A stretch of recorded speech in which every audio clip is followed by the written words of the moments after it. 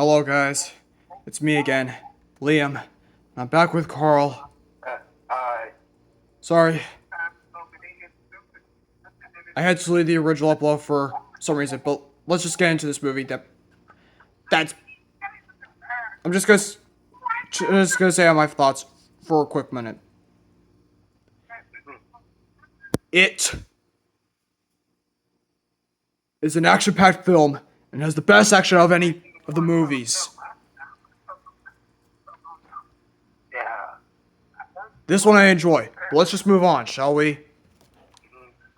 Okay, so the movie would open on Cybertron with Sentinel and his crew, with his crew consisting of Blue Streak, played by Paul Rudd, Windcharger, played by Nathan Fillion, and Perceptor, played by Sam Rockwell, who will be switching brains out in favor of him.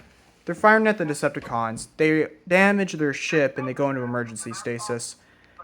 We then get the same scene from there, because it's one of the best parts. Yeah.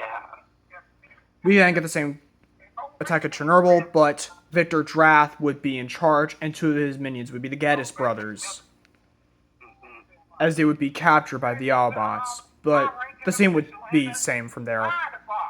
Yeah.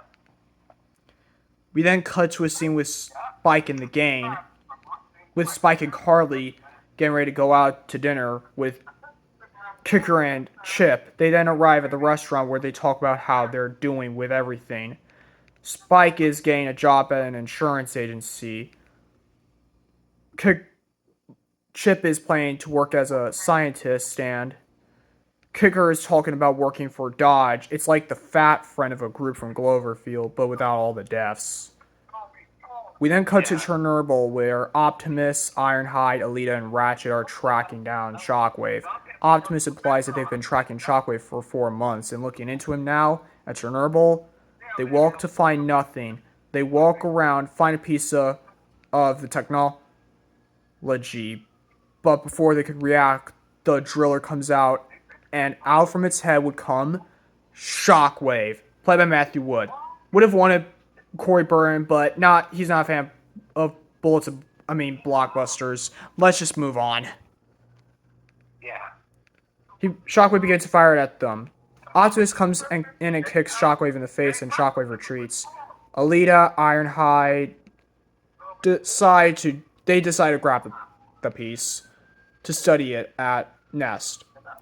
We then cut to the same interview at the insurance company where Spike's talking about his skills. He gets hired. He then heads back home and microwaves some Jimmy John's for product placement. We're at the new Nest base, which is underground rather than up on the surface. Optimus and the gang arrive. Lennox is talking to Commander Fairborn. We see the others working on stuff. Wheeljack decides to give Alita his time gun, which would be a little change from My Revenge of the Fallen Ray. He would have a time gun. He gives it to Alita because he knew what happened, so he gives it to her just so the same incident doesn't happen again. Sideswipe and Sunstreaker are testing out, becoming more mature, and Ratchet is working on fixing the Allspark with Wheeljack. As Optimus is seeing all of this, we then cut to a scene with Optimus and Megatron. Well, Megatron, it's been 4 years and you still haven't escaped. I haven't cried like people. So you're just gonna stay here until the day you die? Huh. Yeah. I wouldn't expect that from someone like you. You never met defeat, and now it looks like you have. Because you have been watching too much Disney movies with Sideswipe and Sunstreaker. They made you like this. Oh, they have. Oh well. As Optimus leaves, we see Victor and the gang and his minions being put in a cell where they are being tossed in by the Wreckers. Lightfoot, played by Jason Alexander, Topspin, played by Bill Fagerbake, and Roadbuster, played by Ron Botia. And we also see their pet dog, Steeljaw.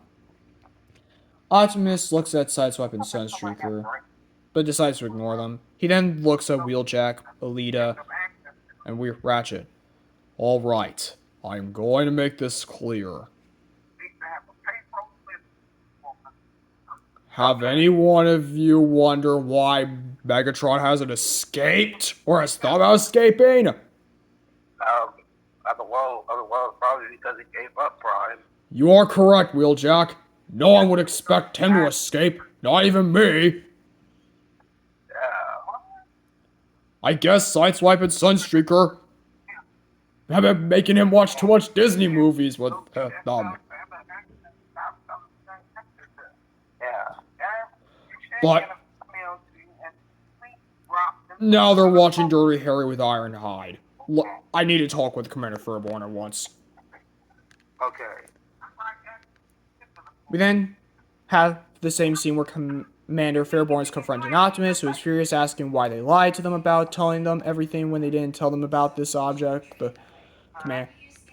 Commander Fairborn then talks about how only high clearance members at Sector 7 were allowed to see it. The Commander talks about how they used the tech of Chernobyl, which caused the meltdown. Optimus then talks about the Ark, and the scene continues from there. We're at Spike's job. He's on the phone with some people complaining, similar to Mr. Incredible scene in The Incredibles. Harley comes to the same job because he forgot to grab his lunch. She then talks about her boss, Dr. Arkaville, played by John Malkovich, about wanting to get insurance. Spike is working forward to cover for damages to one of his sports cars. That confuses them. Is that the car was completely destroyed, almost like it was stepped on. Then Carly leaves. We're at the Ark with Optimus and his gang consisting of Ratchet and Wheeljack as they enter it to find the Autobots and Sentinel in there on stasis. They activate a button that releases them from stasis to Windcharger, Blue Streak, and Perceptor. They are wakened too, but Sentinel is on Energon. 3 ask how long it's been and are in shock to see Optimus. They then take Sentinel onto their ship and they head back. We then cut to the Nemesis, where the Decepticons are having a normal chat. Soundwave is with Rumble and Ratbat. We have a cameo from Astro Train, played by Patrick Wilson, as he's with the Bone Crusher. And we also see Thundercracker, Skywarp, and Slipstream arguing over whether Starscream's a good leader or not. We also have a scene where Starscream is talking to Shockwave. Starscream has become bored because he's just doing nothing but sitting around. Starscream, I know you wouldn't be a good leader. I knew you would be like this. How dare you say that? What? Megatron was a better leader than you. You were never meant to be a good leader. After all, the Megatron is gone. I am the only leader now. Soundwave doesn't. Won't take this response. Nor will I, Starscream. You are being incompetent. You are sitting here doing nothing. Yeah. Everyone united and fit to be a leader. Megatron was a great leader. More better than you. Starscream isn't taking any of those complaints and just... he just sighs. But the plan is starting to begin. Everything's starting to come together, as Starscream would see this on the computer. Yeah. We then cut to Spike's job again, where he is on with another customer until he's called by Sean Berger from the last movie to meet him in the lounge. He understood, allowed to find Sean making a cup of coffee. He turns the brewer on and whispers to Spike's ear that the Decepticons are holding him hostage. They have a plan to enslave all humans. Take this folder and don't tell anyone. If he does, they might kill him. The coffee pot stops and Sean walks out of the room. Spike is worried because his job is being threatened now. We enter Sean's office where he's talking to Laserbeak. Laserbeak's been watching the cameras and know he's called. Spike then says now he has to kill him. Sean pulls out a pistol and starts firing at Laserbeak, but he uses wings as a shield, take Sean and injures him. All the employees go home to the office so they can see a preview of the future. And Arkaville, well, he has a robotic arm. What happened to his old arm, you may ask? Yeah. Let's just say he lost his arm. Let's just say he lost his old arm. Kind of like Lizard and Spider-Man. But instead of wanting it to grow back, he's fine with a robotic arm. Let's just say that. Yeah. But then they see Laserbeak. He flies off. Everyone is getting the rest of the day off due to this incident. Spike heads home and tells Carly and Sparkplug about this incident. They are worried, so they decide to call up their friends and head to Nest HQ. By the way, Lennox told them where their base is. Spike and the group pull up to the base. The guard draws gun at them. Soon Lennox comes in and says stop, and he grants them access. Lennox asks Spike what he wants. Spike talks about the incident at his workplace that just happened. Inside, we see the Autobots preparing for the reactivation of Sentinel Prime.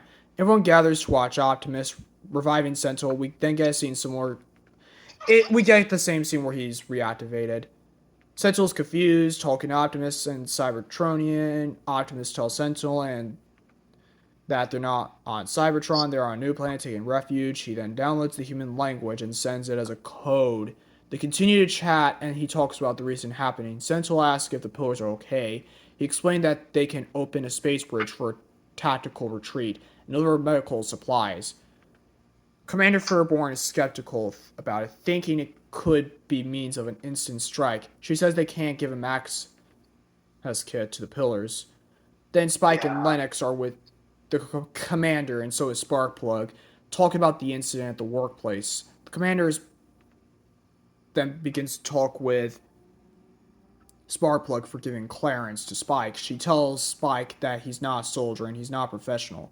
Lennox and his friends then escort Spike them out and tell Spike not to listen to her.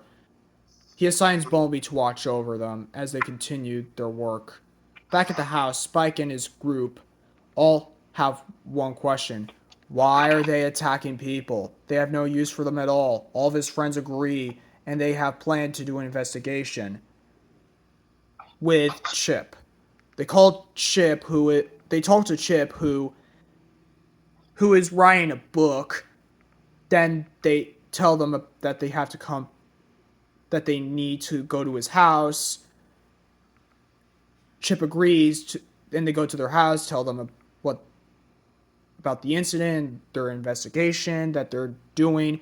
They now go to work. They discover many people involved with NASA's moon missions were killed through many circumstances. One guy was killed in a car crash, one overdosed, another one was killed at the Christmas party. The strangest case they found was that guy died during a foot amputation, which never happens in the The case says that the guy got bandaged up and the doctors left for 2 minutes and they came back, there was blood on his chest and he was dead. They're all convinced that the Decepticons have something to do with this. Chip eventually figures out, as well as his butler, who was Alan Tudyk's character, they figure out that the Soviets canceled the moon mission back in 1972, and the people who were supposed to go on were still alive. They figured out Chip is going to be at Walgreens. Well, Kicker, not Chip. Later at 8 p.m. to pick up a medication. We cut to Optimus talking to Sentinel. It's the same scene with Sentinel saying that he's sorry for all of his mistakes. We then cut to a flashback where Optimus is fighting off Decepticons, where Sentinel gets on and his crew get on the ship. Optimus offers the Matrix of leadership to Sentinel, but Sentinel declines. Yeah. Now we're at the Walgreens, where Spike and his friends are up there to meet up with Kicker to pick up his medication. Chip confronts everyone, saying that he's brought everyone for a talk for a minute. And they meet up with a guy who was supposed to go back to the moon in 1972, but never did. But then the man runs off, but gets stopped by Bumblebee. The group confronts the guy and asks why. He then explains that they sent a camera beforehand and found a pillar-looking object. He then gives them a flash drive and they let him go. They head back and look at the image and they find Soundwave in the background. They realize they have to warn Nest immediately. Spike calls up the commander where he tells them that the Decepticons plan to use the pillars for their plan and tells her they have hundreds of pillars while talking to her 3 police vehicles from all of them. And Spike knows what's going on. The vehicles would transform into... The vehicle transforms into Reflector, played by Tom Kenny, as the 3 of them chase the gang. Bulmy transforms and begins to fight them. He is outmatched and soon backup arrives with Blur and RC as they fight off Reflector, and then they retreat. They head to Nest. And then we have a scene where Optimus, Sentinel, and Meg are with Megatron inside. Sentinel, I want you to stay here. Guard Megatron. Make sure he doesn't escape. Okay, Optimus. Alright. I better be with the others. You should, Optimus. I will. Sentinel then turns around and the scene would basically be Megatron corrupting Sentinel. It's the same scene as in Phoenix Suits' rewrite, but the dialogue is more so the same from Knight's Realms Rewrite. Let me play it.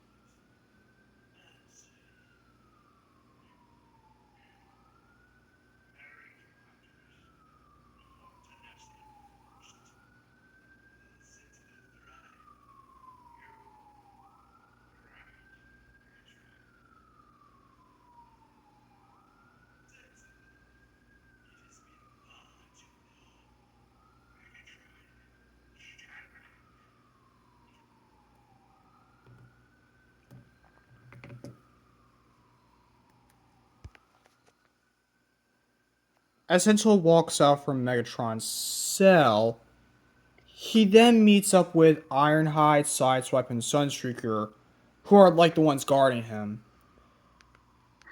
And Sideswipe and Sunstreaker say it's like okay, and they've got him. But Sentinel, we get the whole, a deal had to be made with Megatron scene, and he shoots Sideswipe and Sunstreaker.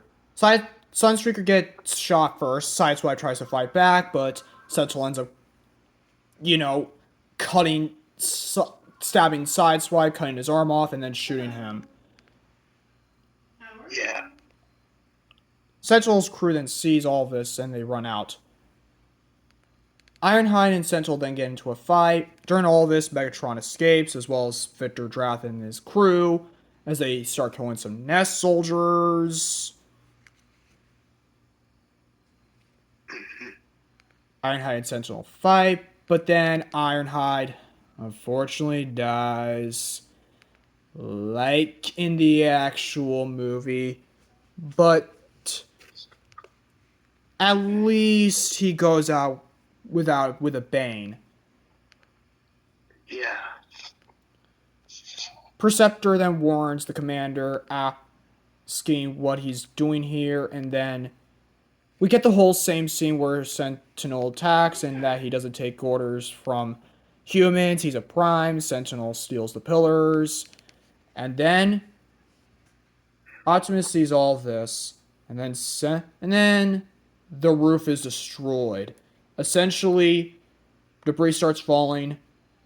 Sentinel and the gang escape into Astro Train.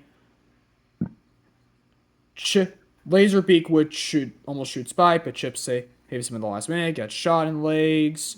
Sparkplug also saves Spike from being crushed, but he dies. It's kind of like the same scene where Megra dies in Hercules. It would kind of be like the same scene. The same scene from the Disney movie Hercules. Yeah. The Autobots are okay because they're robots, so why should they be okay? Everyone then sees the horror. Wheeljack and Chromia don't know what to do.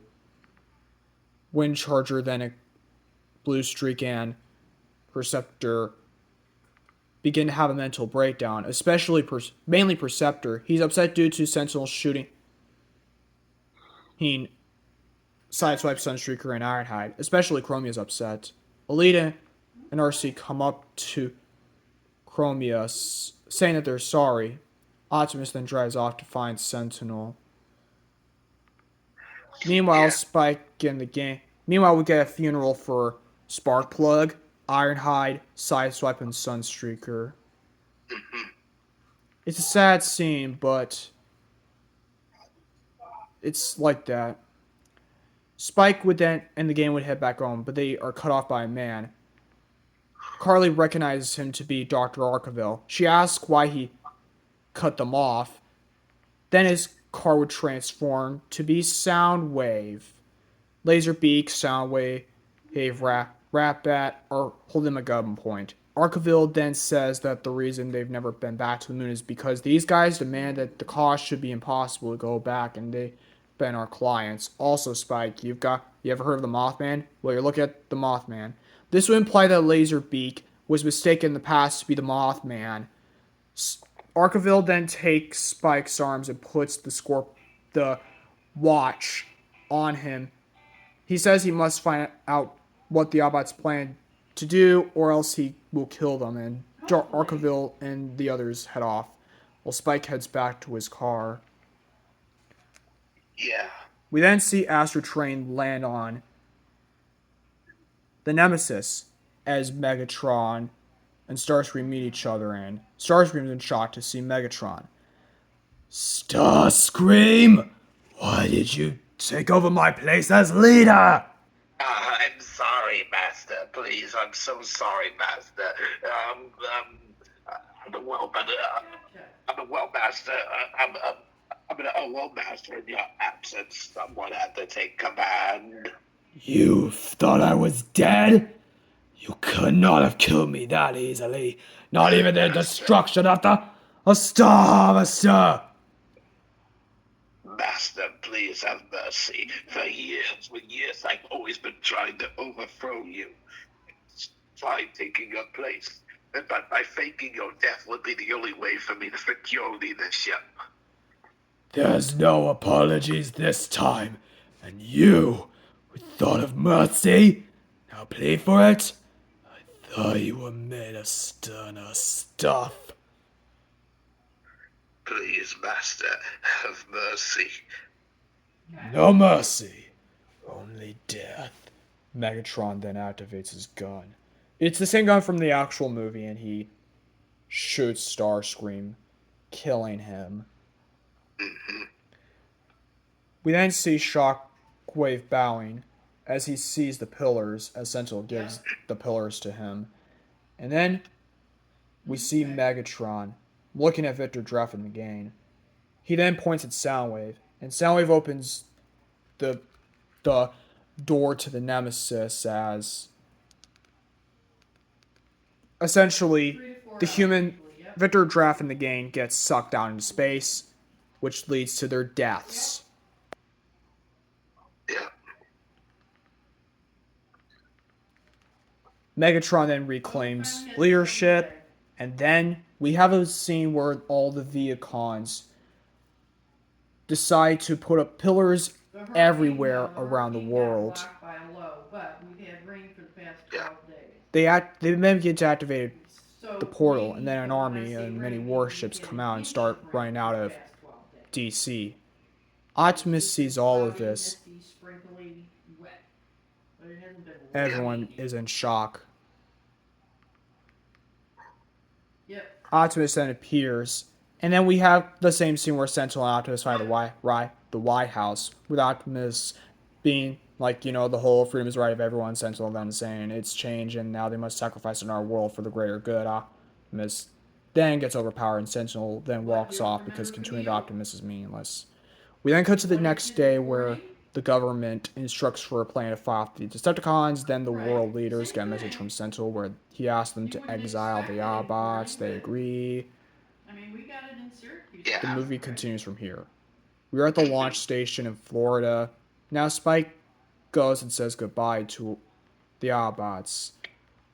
We even get a scene where Wheeljack says that he's sorry about Chip's crippled legs, but Chip then reminds Wheeljack that it's okay. There's nothing he needs to worry about.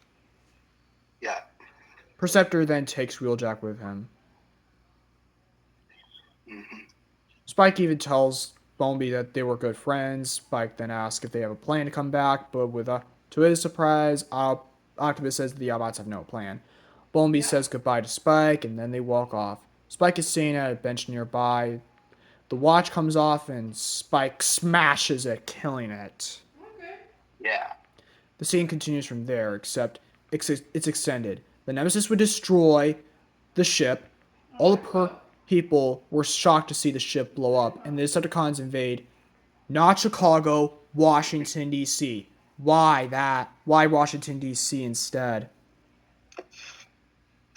Because it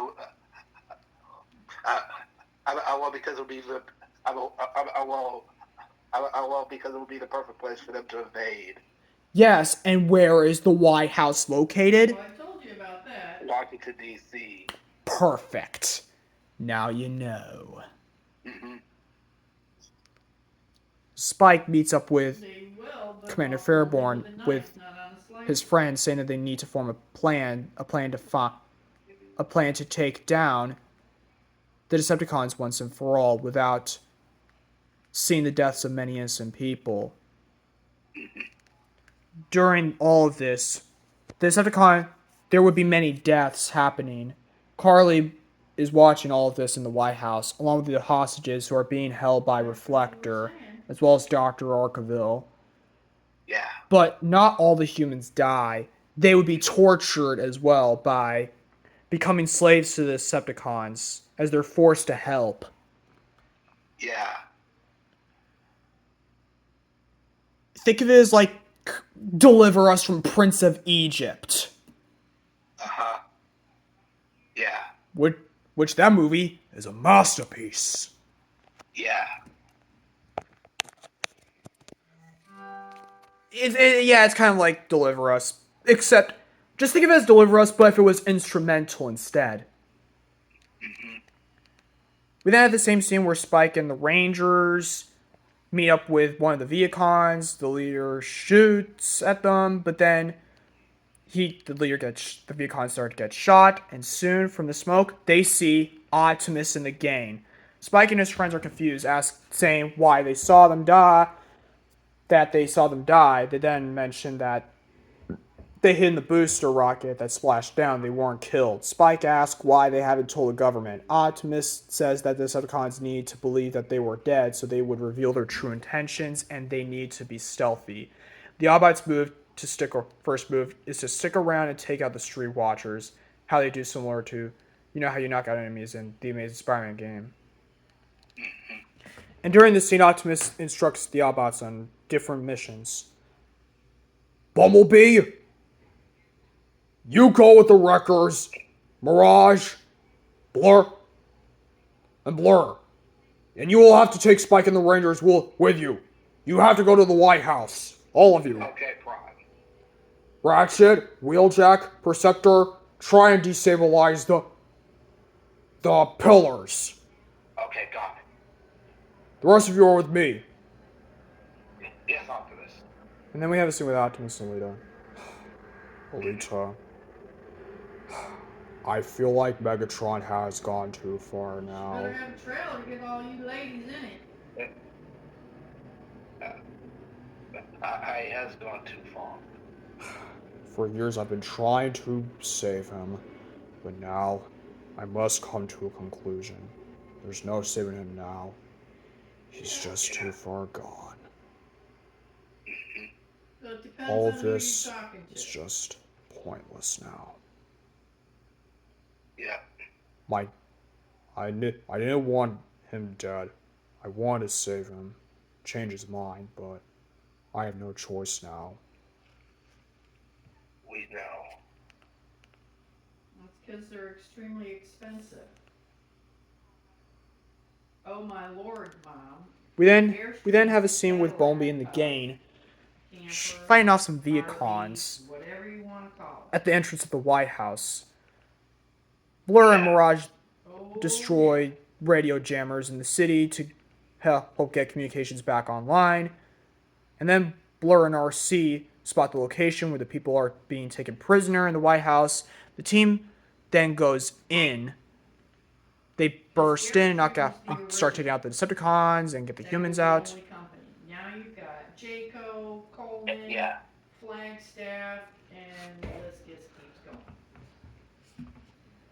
As they begin to distract the Viacons. Essentially to get the people out. No, Airstream doesn't have Yeah. that. We have a scene where the Wreckers fire off Airstream Percept, is just good old Reflector, basic. her. It's all metal. But however- That's its big thing, it's all metal. However, when they're rescuing the They were humans, only company we that get made them. some references to past shows that took place by naming the civilians after certain human characters. Winnebago's another big one. Bumblebee and RC would save two children who look like Jack and Raph from Transformers Prime. It's not them necessarily. It could be them though. We'll never Yeah. know yet. Yeah, no, I mean, you've got probably This will be 10 saved different for locations. maybe Transformers, Age of Extinction, or The Last Tampa, Night. Whatever you want to Or call even Rise of Unicron. it, in central New York. We just won't know right now. We won't. Yeah.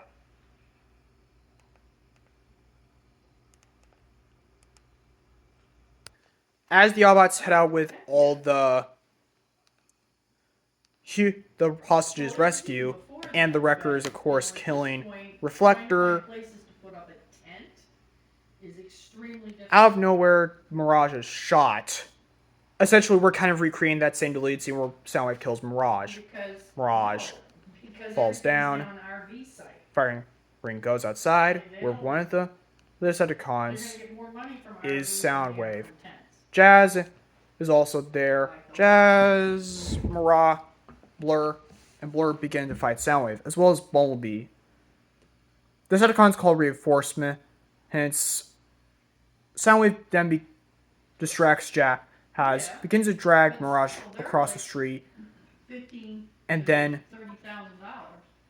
he tells Mirage that this plan was never meant for their kind, of a rule of innocent people, and they had nothing to do with them. Soundwave then hoots Mirage mid-speech, instantly killing Mirage.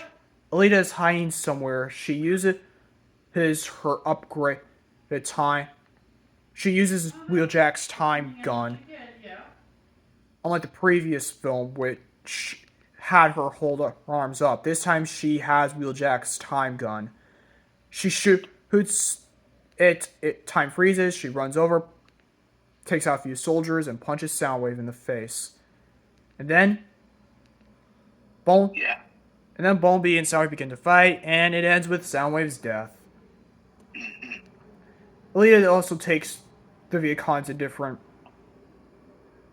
and random places across Chicago, Washington, D.C. When time resumes, the Autobots weren't shocked due to them knowing Alita's time powers. The Autobots look down towards Mirage.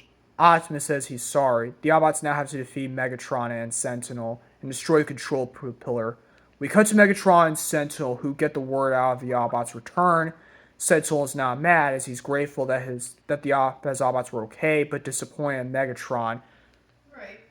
in which an Avengers-sized battle happens. All the Autobots are confronted by Shockwave and everyone else. Yeah. And many soldiers soon. All the Autobots are fighting off the Decepticons soon. Sentinel activates the pillars mid-battle. Cybertron is now forming in space. The Transformers are fighting against each other as we see Cybertron as society is rolling suddenly. Blur and Jazz get the idea to use technology to create a mist storm to cover Washington, D.C. to pick off the Decepticons one by one. Unfortunately, this plan backfires as everyone seemed to get lost in the storm. Yeah. Then a person comes out from all the fighting. Soon, it is none other than Bluestreak and Windcharger. They begin, the tide turns. Blur, Alita and Shockwave then fight. Bumblebee comes in and fires at Shockwave along with Ratchet, who accompanies him. Shockwave is more cautious this time, knowing that there are more Autobots here, and he's alone. Ratchet punches Shockwave, allowing the others to try to get the control pillar, essentially. We then have RC, Chromie, and Alita, who are trying to find a way to get rid of the fog. They try to locate the source of the fog to try to reverse it, but they're soon caught by Thundercracker, Skywarp, and Slipstream. They hide in the building where they're looking through the windows, but soon Jazz comes in and kills Thundercracker. Soon the fog clears. Then Spike and his friends are hiding in the alley, waiting it out soon that they're found by Blur and Wheeljack. Annoyed by the chaos, Sentinel comes in down and starts yelling for Optimus. Soon, Optimus comes in and grabs his Energon sword after, a battle with the Driller. Yeah. Which would essentially be the same. Well, it's still doing its thing, but we're good. He also grabs his cannon and his double blades. Sentinel grabs his res cannon, double blade sword, and they start fighting. Optimus says that Sentinel was everything to him, and then all took it away by joining Megatron. Sentinel gets the upper hand and runs away to get Optimus to a more enclosed area. Meanwhile, Bumblebee and his group meet with Blur and Wheeljack and are met by Thundercracker. Thundercracker starts shooting at them, and they start firing back. Yep. Yeah.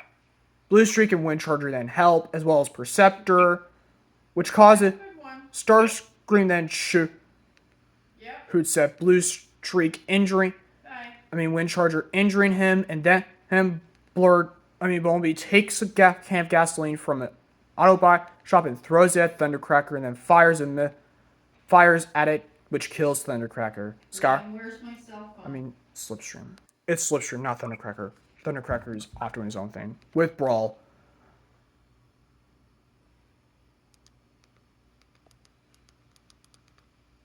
Meanwhile, Blur is fighting off Brawl, and Thundercracker is fighting off Jazz. But they're not having the best time. Yeah.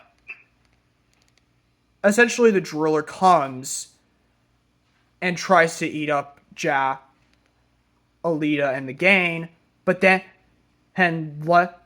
No, not the Driller. Wheeljack and Perceptor are trying to figure out how to deactivate the pillars, but trying to get out of Astro Train's way. They try to take down Astro Train, but he's too strong. The Wreckers come in and they start shooting at Astro Train, and then they eventually tear Astro Train down piece by piece from his leg to arm, and then decapitating him, which ends up killing Astro Train, obviously.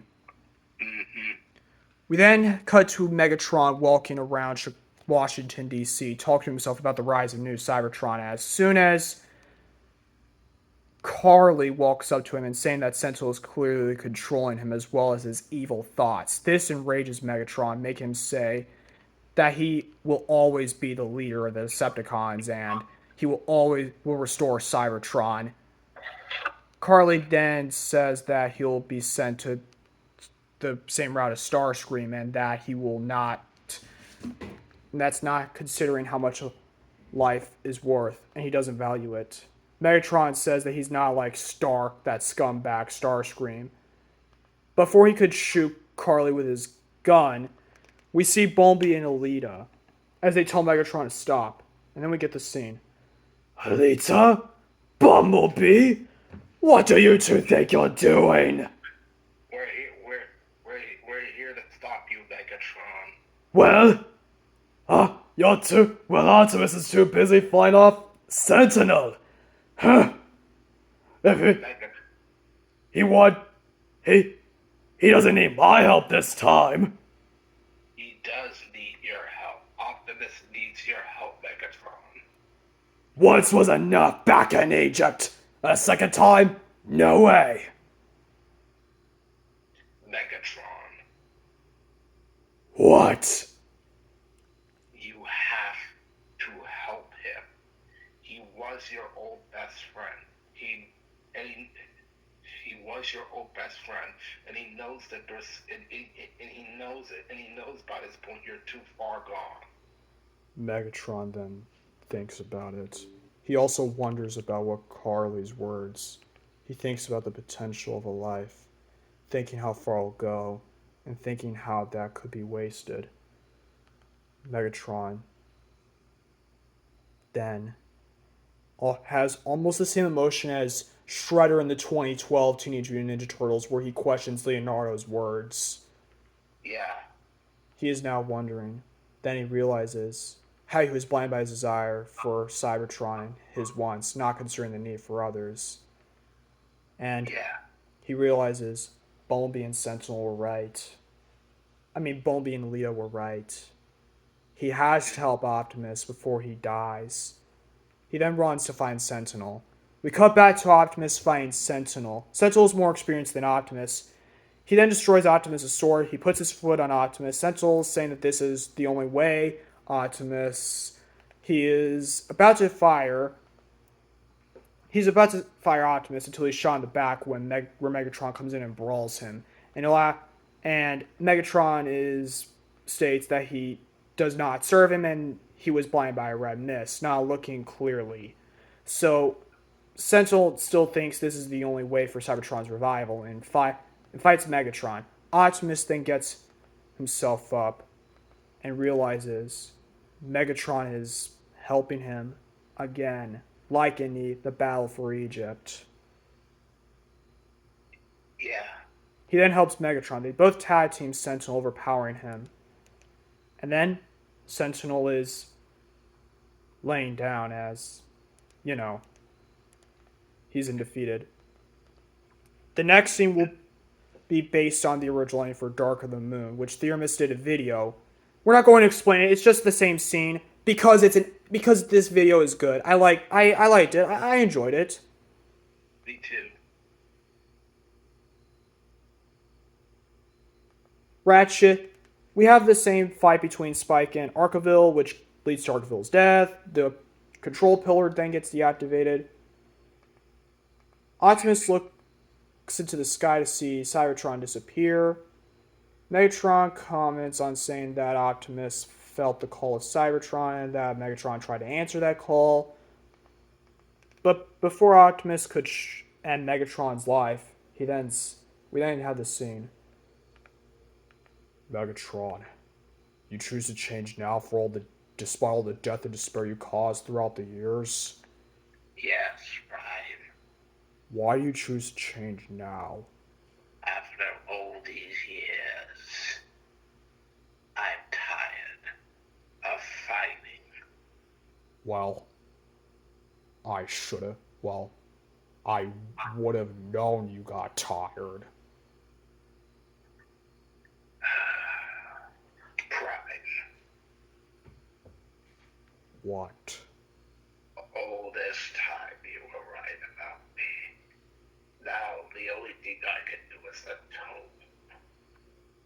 Well, if you want a truce, like you want, I accept. Megatron, or as I once called you, D16.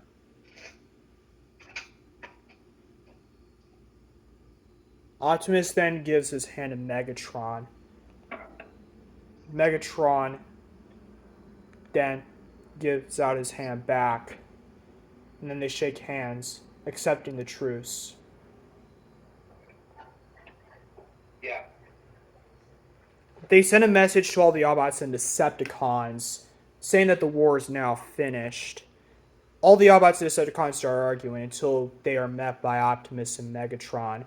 And then Megatron explains how the Golden Age was the best time for them to live. Yeah. But little do they know, a certain someone is behind Megatron. And then Megatron is shot by none other than Sentinel Prime. Yeah. Sentinel then explains that that the Decepticons were evil and they always will be, and that they cannot be changed, and that it was his goal to restore Cybertron, and that the humans would have died either way. Optimus sees Megatron's dying body, and then Optimus and Sentinel get into a bit of a rematch, and then we get the whole "you didn't betray me, you betrayed yourself" scene. But instead of Optimus holding Megatron's gun, he's holding Sentinel's cosmic rust cannon and shoots him, killing Sentinel, as Sentinel would suffer Ironhide's fate. Optimus puts the rust cannon down, and then he looks at Megatron's dying body. I'm sorry, Megatron. There's something I could have done. I'm sorry too, Prime. I didn't want this to happen like this, but please forgive me.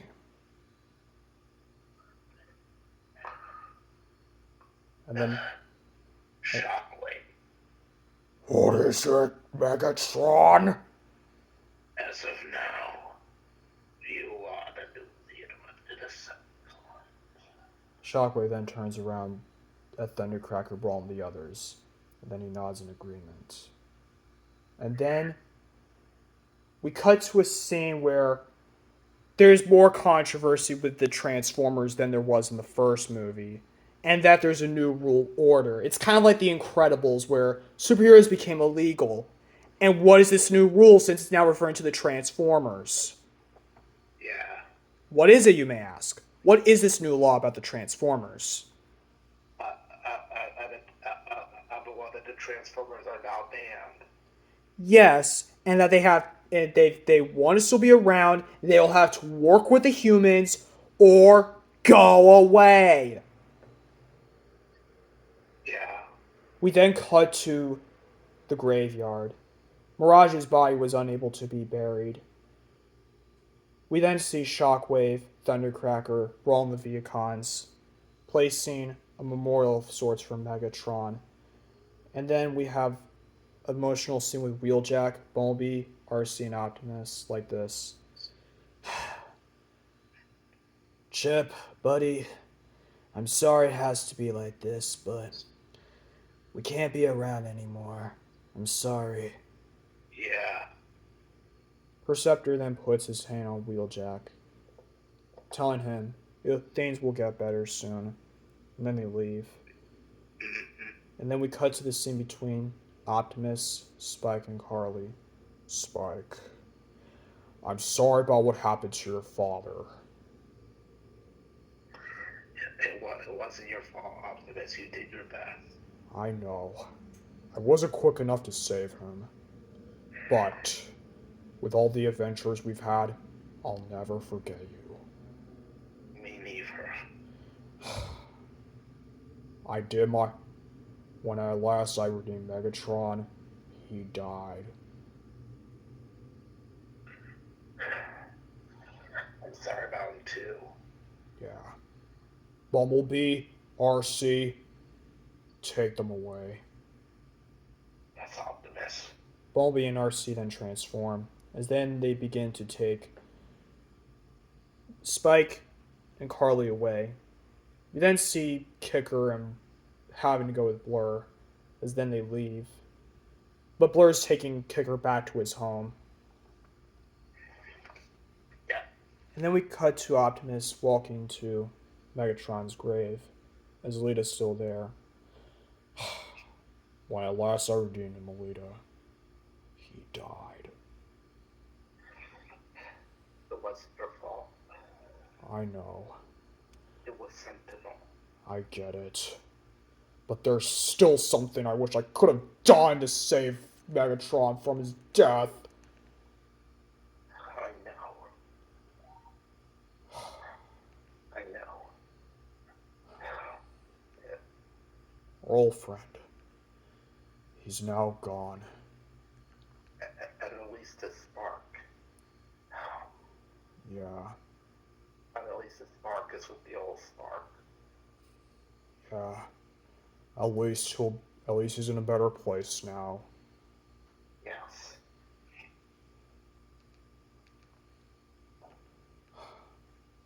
I'll miss him. Yes. Uh, Yes. Optimus and Alita then look up at the sky. Optimus gives out the same ending speech like in the original. But except he says this. There will be days when our allies turn against us, days we lose faith.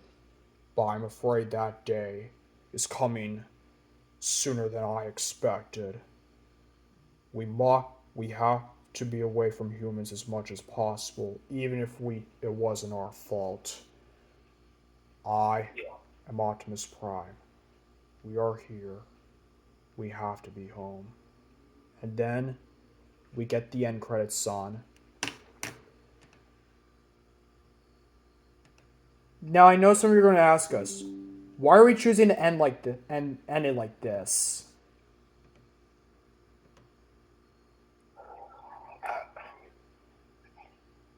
Well, because this is really a sad ending. Yeah. Also, not to mention, we never even got an explanation as to why the humans turn against the Autobots in Age of Extinction. And with this, it helps fix that plot hole. Yeah. While this may be a bittersweet ending, some of you are going to ask us, will we end it there? The answer is no. Next movie because some of you should expect us to rewrite Age of Extinction, which we will, but not now. Soon. Yeah. Soon. Keep in mind, wait until December or sometime early next year. Just keep that in mind. Don't expect it to come out next week or next month. Just wait. Yeah.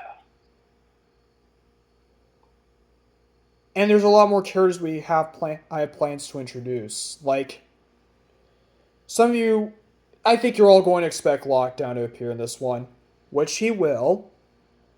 But, however, the Autobots won't be the same as they are in Age of Extinction. Yeah. And one of the new Autobots we can confirm is Bulkhead will be replacing Hound. Yeah. Because Hound just seemed more like a violent Bulkhead. Uh-huh. And he acted more like Bulkhead than he did Hound. Yeah. But this is we'll be ending the video. Anyways, bye. Bye.